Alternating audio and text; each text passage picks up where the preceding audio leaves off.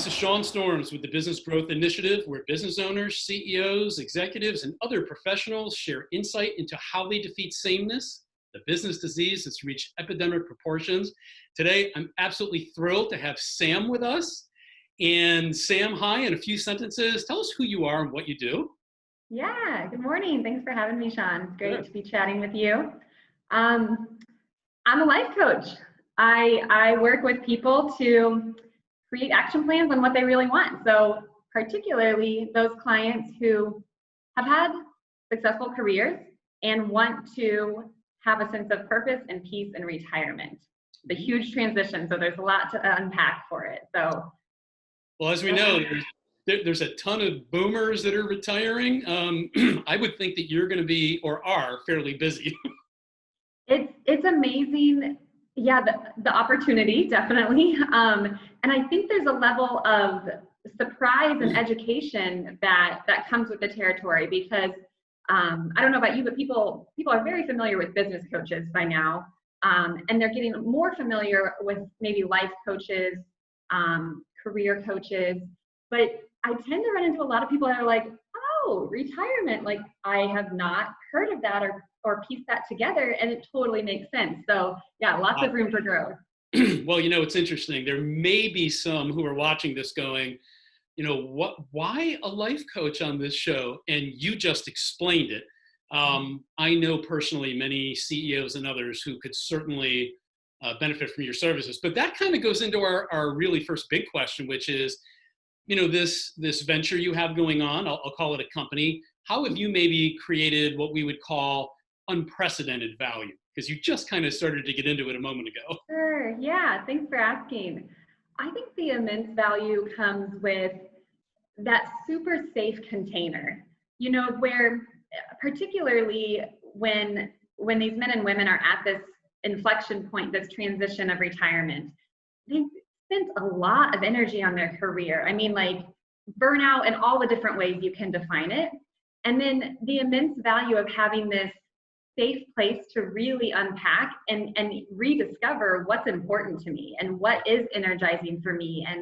And maybe it was their work and they're afraid to have something that's going to even come close to how fulfilling that was. Maybe they weren't that fulfilled with their work anymore and they're so drained and it's like, how do I replenish? And so I would say the value is that complete just attention and that neutral sounding board. People often comment on my age. I'm not close to retirement, and I think that is actually a really cool edge for me. That different from like mentorship or consulting when there's that, hey, I've walked in your shoes, let me give you some advice.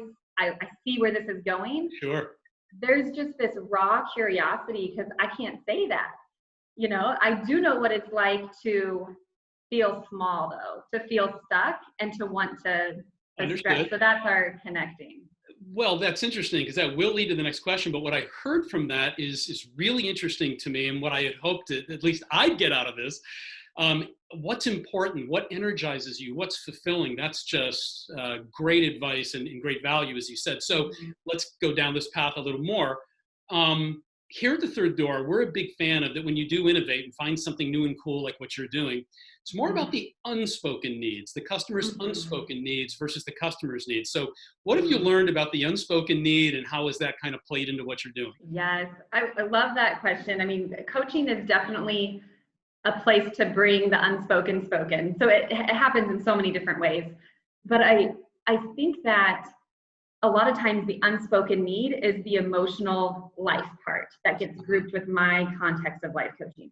People know they need a financial planner and to feel solid about what's next. People know they need to determine, where they want to live, if they want to downsize, if they want to do the snowbird thing.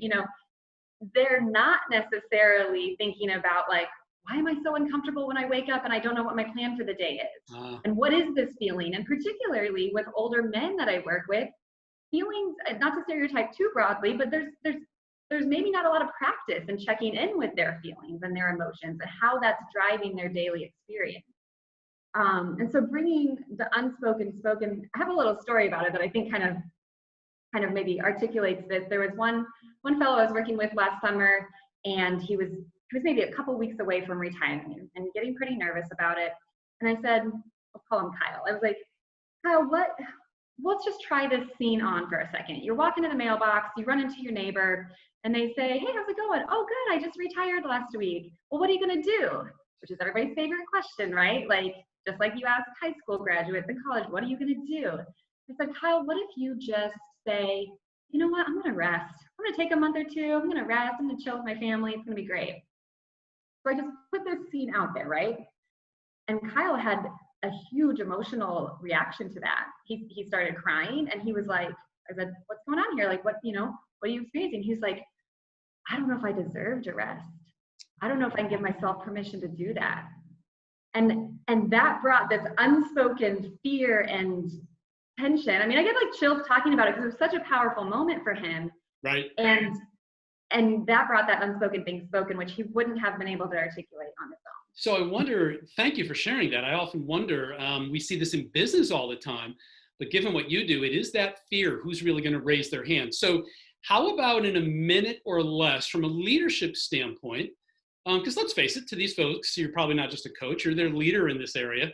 How do you uncover what we would call new truths and maybe challenge whatever conventional wisdom may be out there in your vocation? 60 seconds or less. New truths. I mean, it's all about the questions. It's because my job is to definitely not be the expert in their lives. So if they pose all, things, something like a should, well, I should be doing that. That's what my friends in retirement are doing. We're going to constantly challenge and question. So it's just bringing it back and being that mirror. So you're saying you're not clairvoyant? You can't immediately tell what's going on in their lives? I'm not the expert. Don't you hate it when people do that? They assume a lot of things. Yes. It's what's totally energizing about why I love being a coach is the curiosity and like get rid of assumptions. And I'm constantly surprised. And it's a really privileged place to be in people's lives, to be seeing, their growth and yeah. Well said. What a great way to say it. It's a privilege. Many people can relate to feeling stuck when you're navigating a huge life change. It can be so discouraging when you're unsure about what next step to take. I'm Samantha Lane, a certified life coach, and I partner one-on-one with men and women to create clearer thinking and more purposeful action. I happen to specialize in those who are anticipating retirement, as that's a transition that's going to impact all areas of your life. If that's you, or if you know someone who's navigating a big life change, I hope you'll sign up for a free strategy session at lumina-coaching.com. Thanks for watching Quarantine Conversations. I hope you enjoyed.